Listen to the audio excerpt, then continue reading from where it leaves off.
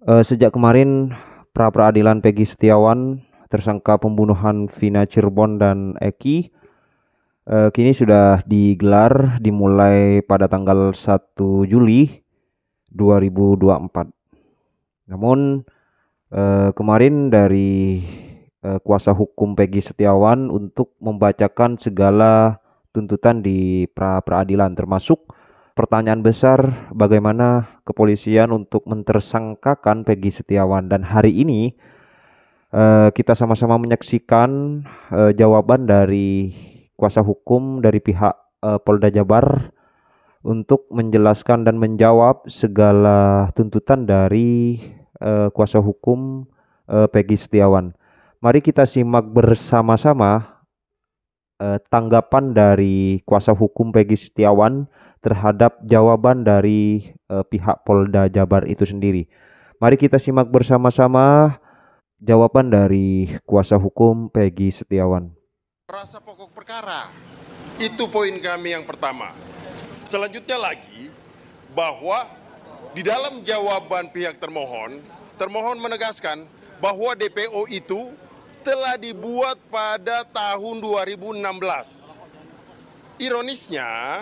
Ironisnya 2016 mereka sudah membuat, kemudian di 2016 juga mereka sudah datang ke rumah pemohon, dalam hal ini Peggy Setiawan, mengambil foto.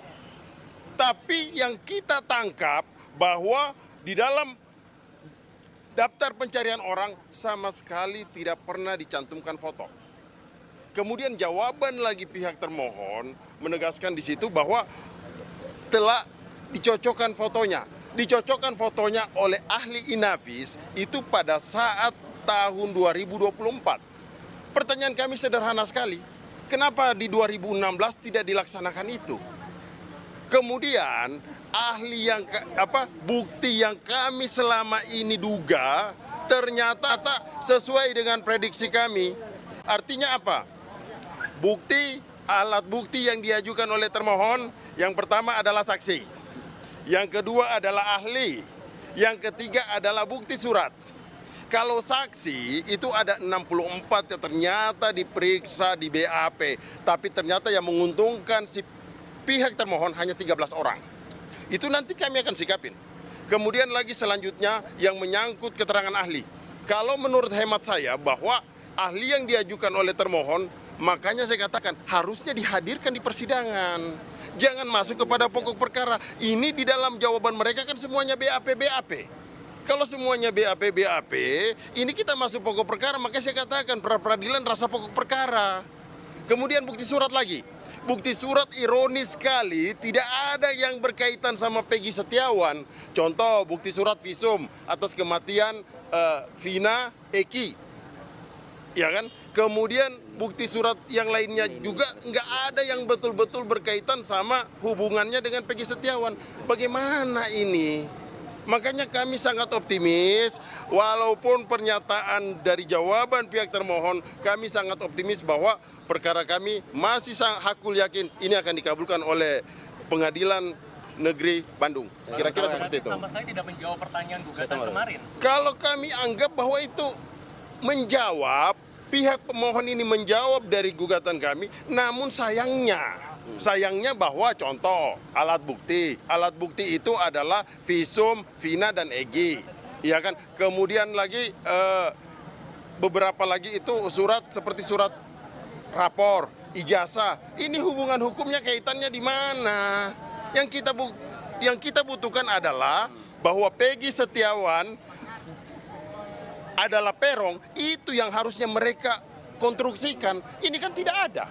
Hanya keterangan saksi ini, saksi itu. Tapi saksi yang perlu harus diingat bahwa di dalam penyidikan pihak termohon, Polda Jawa Barat tidak ada kok dilakukan BAP konfrontir. Seharusnya BAP itu harus ada. Jadi ketika Peggy Setiawan menolak keterangan saksi itu dihadirkan, ayo dipertemukan, kemudian ayo diperiksa. Tapi faktanya ini tidak ada.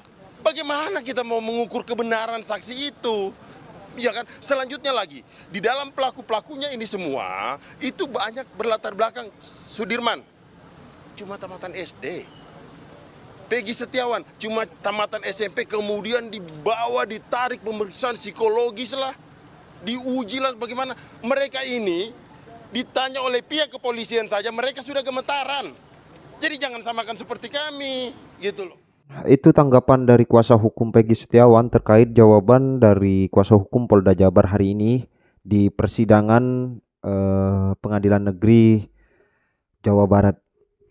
Nah, memang kasus Vina Cirebon ini dari awal banyak kejanggalan ya.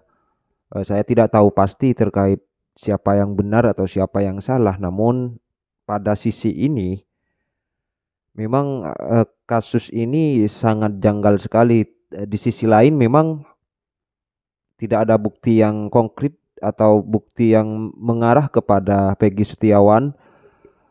Cuma di sisi lain penyidik atau Polda Jabar mungkin sudah memiliki beberapa petunjuk untuk mengarah bahwa Peggy Setiawan ini yang memang bersalah atau patut untuk dijadikan tersangka begitu. Kita sebagai warga negara Indonesia atau warganet, kita hanya bisa menilai siapa yang benar atau siapa yang salah dalam posisi ini. Apakah memang Peggy Setiawan ini human error atau salah orang, salah tangkap atau bagaimana. Tapi semoga Polda Jabar objektif dalam perkara ini ya. Ya itu saja mungkin. Silakan bagaimana tanggapan dari teman-teman pemirsa semuanya terkait pra-peradilan kasus Vina Cirebon dan Eki ini. Terima kasih. Kita bertemu di agenda selanjutnya. Assalamualaikum warahmatullahi wabarakatuh.